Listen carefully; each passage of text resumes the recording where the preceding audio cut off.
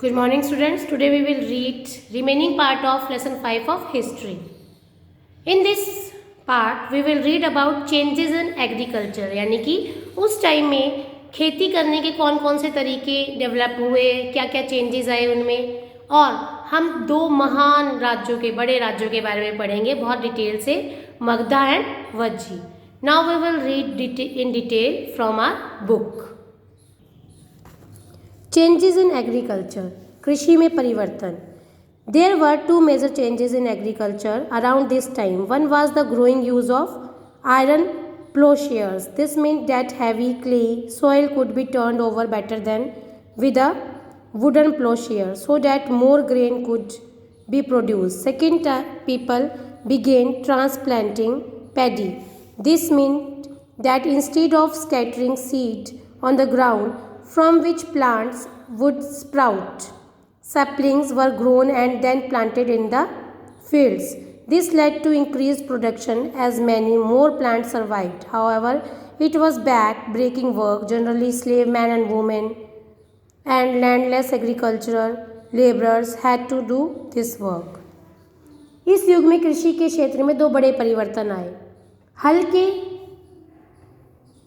हल के फाल अब लोहे के बनने लगे थे, पहले वो लकड़ी के थे. अब कठोर ज़मीन को लकड़ी के हल की तुलना में लोहे के हल से आसानी से जोता जा सकता था. इससे फसलों की उपज बढ़ गई. दूसरे, लोगों ने धान के पौधों का रोपण शुरू कर दिया, अर्थात खेतों में बीज छिड़ककर धान उपजाने के बजाय धान की पौध तैयार कर उनका रोपण शुरू किया गया. अब पहले की तुलना में बहुत ज़्यादा पौधे जीवित रह जाते थे, इसलिए पैदावार भी ज़्यादा होने लगी. इसमें कमर तोड़ परिश्रम लगता था. ये काम ज़्यादातर दास दासी तथा भूमिहीन खेतीहर मजदूर करते थे, जिन्हें कामकार कहा जाता था. अ क्लोजर लुक मगधा, यानी क्लोजर लुक यानी सूक्ष्म निरीक्षण करेंगे हम अब मगध के बारे में. Find Magadha on map 4. Magadha become the most important Mahajanapada in about 200 years. Many rivers such as the Ganga and Son flow through Magda. This was important for transport, water supplies, making the land fertile. Parts of Magda were forested. Elephants, which lived in the forest, could be captured and trained for the army. Forests also provide wood for building houses, carts and chariots.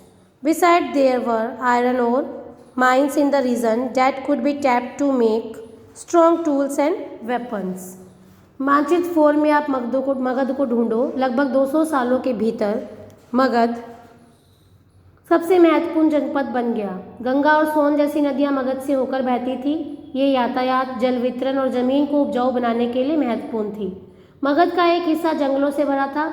इन जंगलों में रहने वाले हाथियों को पकड़कर उन्हें प्रशिक्षित कर सेना के काम में लगाया जाता था. यही नहीं, जंगलों से घर, गाड़ियाँ तथा रथ बनाने के लिए लकड़ी मिलती थी. इसके अलावा इस क्षेत्र में लोह व असक की खदानें थी, यानी आयरन ओर की खदानें थी, माइंस थी. मजबूत औजार और हथियार बनाने के लिए बहुत उपयोगी थे. Magadha had two very powerful rulers, Bimbisara and Ajatashatru, who used all possible means to conquer other janapadas. Padmanand was another important ruler. He extended his control up to the northwest part of the subcontinent. Rajgriha, present-day Rajgir in Bihar, was the capital of Magधा for several years. Magadh में दो बहुत शक्तिशाली शासक बिम्बिसार और अजातशत्रु हुए. इन जनपदों को जीतने के लिए हर संभव साधन अपनाते थे. वे अन्य जनपदों को जीतने के लिए महापद्मनंद एक और महत्वपूर्ण शासक थे. उन्होंने अपने नियंत्रण का क्षेत्र इस उपमहाद्वीप के उत्तर पश्चिमी भाग तक फैला लिया. बिहार में राजगृह, जो अब राजगीर है, कई सालों तक मगध की राजधानी बनी रही. Later the capital was shifted to Pataliputra, present day Patna. More then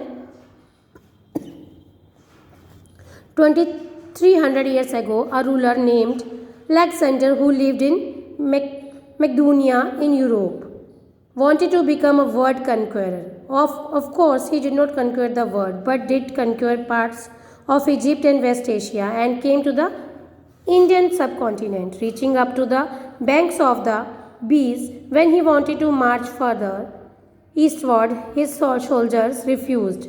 They were scared, as they had heard that the rulers of India had vast armies of foot soldiers, chariots and elephants. बाद में पाटलिपुत्र को राजधानी बनाया गया, जो आज पटना कहलाती है। 2300 साल पहले की बात से भी पहले की बात है। मैसेडोनिया का राजा सिकंदर विश्व विजय करना चाहता था। पूरी तरह सफल ना होने पर भी वह मिस्र और पश्चिमी एशिया के कुछ राज्यों को जीतता हुआ भारतीय उपमहाद्वीप में व्यास नदी के किनारे तक पहुंच गया। जब उसने मगध की ओर कूच करना चाहा तो उसके सिपाहियों ने इनकार कर दिया। वे इस बात से भयभीत थे कि भारत के शासकों के पास पैदल, रथ और हाथियों की बहुत बड़ी सेना थी। यानी कि उस टाइम भारत इतना फेमस था कि विदेशों में भी उसका भय व्याप्त था। देन अ क्लोजर लुक वज्जी। अब हम वज्जी के बारे में पढ़ेंगे। While Magda became a powerful kingdom, Vajji with its capital at Vaishali, Bihar, was under a different form of government known as Gana or Sangha. In a Gana or a Sangha, there were not one but many rulers. Sometimes even when thousands of men ruled together, each one was known as a Raja.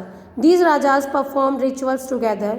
They also met in assemblies and decided what had to be done and how through discussion and debate. For example, if they were attacked by an enemy, they met to discuss what should be done to meet the threat. However, women, dasas and कामकारास could not participate in this assembly. अब जैसा कि आपने ऊपर पढ़ा, मगध एक शक्तिशाली राज्य बन गया था। उसके नज़दीकी वज्जी राज्य था। उसकी राजधानी वैशाली, बिहार थी। यहाँ एक अलग किस्म की शासन व्यवस्था थी जिसे गण या संघ कहते थे। गण या संघ में कई शासक होते थे। कभी कभी लोग एक साथ शासन करते थे, जिनमें से प्रत्येक व्यक्ति राजा कहलाता था। ये सभी राजा विभिन्न अनुष्ठानों को एक साथ संपन्न करते थे। सभाओं में बैठकर ये बातचीत, बहस और वाद विवाद के जरिए तय करते थे कि क्या करना है और किस तरह करना है। शत्रु के आक्रमण से निपटने के लिए वे मिलकर चर्चाएं करते थे। स्त्रियां, दास तथा कामकाराज इन सभाओं में हिस्सा नहीं ले सकते थे। Both the Buddha and Mahavir, about whom you will read in chapter 6, belong to Ganas or Sanghas.